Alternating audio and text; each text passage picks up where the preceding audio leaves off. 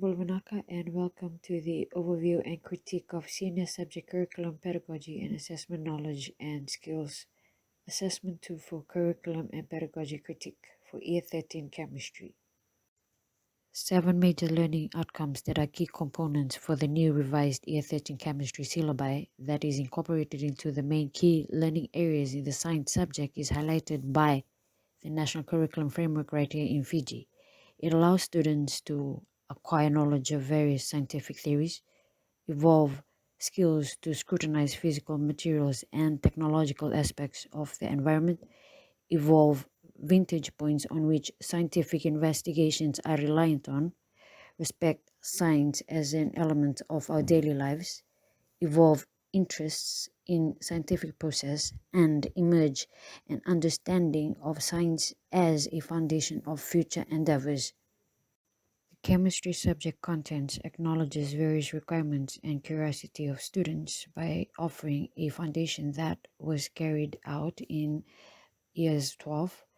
It also appreciates that students progressing to their final year of high school have a vast knowledge of skills, knowledge, and expectations that will do the spadework for whichever graduate studies is desired for in the near future. It also promotes a strong independent student that is well versed with scientific knowledge and laboratory skills, whereby the content mainly focuses on what is happening on the ground and allows students to make connections with them through the various trends. Students get to learn about sustainable development, which is a new topic, green chemistry and household products that is made from polymers. Students are also expected to make connections in whatever they have learned at the foundation of chemistry, which is in year 11 and 12. And finally, they can actually appreciate and apply the knowledge that they have learned in chemistry and be aware of all the importance of chemistry that they can choose a better career pathway. The subject overview. The key learning areas are organized into 5 strands, which are further broken down into substrands with various learning outcomes in terms of achievement indicators. The scope of content gives information on the dimensions of learning outcomes. There are 5 strands altogether. In strand 1, it is further divided into 2 substrands, whereby the students get to learn important practical skills and safety measures in the laboratory together with hazardous symbols and the disposal of hazardous chemicals. It also deals with basic concepts of green chemistry. In strand 2, investigating matter, it is further divided into atomic structure and bonding and states of matter, where students they learn about atomic bonding with respects to their shapes and the properties of various molecules. They also learn about the physical properties of gases and liquids and solids and all the different types of bondings. In strand 3, it is divided into 3 substrands, which are electrochemistry, thermochemistry, and aqueous solution chemistry, whereby students they will learn more about oxidation or redox reactions and as well as the different type of fundamental aspects of physical chemistry. In strand 4, it is divided into 2 substrands, which is inorganic chemistry and organic chemistry. The students they will learn about inorganic and organic substance and their different types of reactions. The last strand is consumer chemistry, which is mainly focused on polymer chemistry. This is where students learn about chemical substances that are used in our everyday life and that are made from different forms of polymers. Learning progression. The tables that are stated in this slide shows the progression from years 12 to year 13 subject content for the various strands. It allows the student to be exposed to a wide variety of concepts or topics and disciplines until they have mastered it by studying it over and over again, but with different deepening of complexity. This further boosts the cognitive development of the child. It also helps the science teachers construct lessons, activities, or projects that target the developing of thinking skills and disposition, which do not stop at identification. It involves progression and continuity in learning science. Progression describes the pupil's personal journey through education and ways in which they can acquire, apply, and develop their skills, knowledge, and understanding in increasing challenging situations. Continuity is concerned with the ways in which the education system structures experience and provides sufficient challenges and progresses for learners in a recognizable curricular landscape.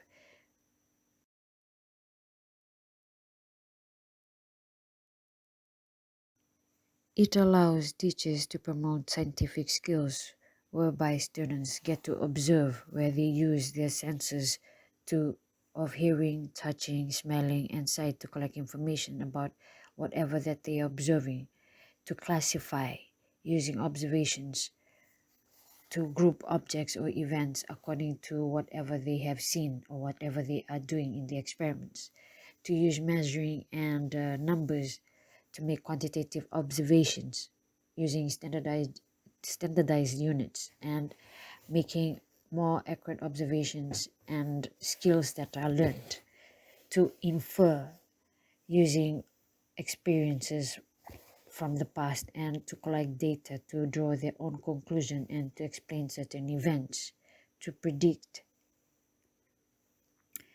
to know the outcome or to state the outcome of whatever they have collected from an experiment or their experiences, and to communicate using words or symbols as such as tables or figures or models to describe action or the events or whatever experiment that they are doing, and to interpret data, giving rational explanations about whatever they have done in the experiments from collected data, to control variables whereby they identify fixable variables, they manipulate the system and respond to in a investigation during an experiment whereby they manipulate to change so that they can observe the relationships between the corresponding variables using time and other factors as fixed or kept constant, to make an hypothesis or a simple guess or statement that is related to the relationship between the manipulated variable and the responding variable in order to explain what they have observed in the experiment, and that can be tested to see if the experiment is valid. And finally, to perform or to conduct an experiment whereby planning and conducting activities to test whatever hypothesis that they have come up with so that it can be included in the collection of data, analyzing the data and interpreting the data and making their conclusions. It gives rise to manipulative skills where they actually use it in scientific investigation as a psychomotor skill, which enables the student to handle and use the chemical apparatus and laboratory substance correctly, and to handle specimens in the right manner, and to draw apparatus and laboratory substance accurately, and to clean the scientific apparatus correctly, and to store them away in the laboratory correctly and safely.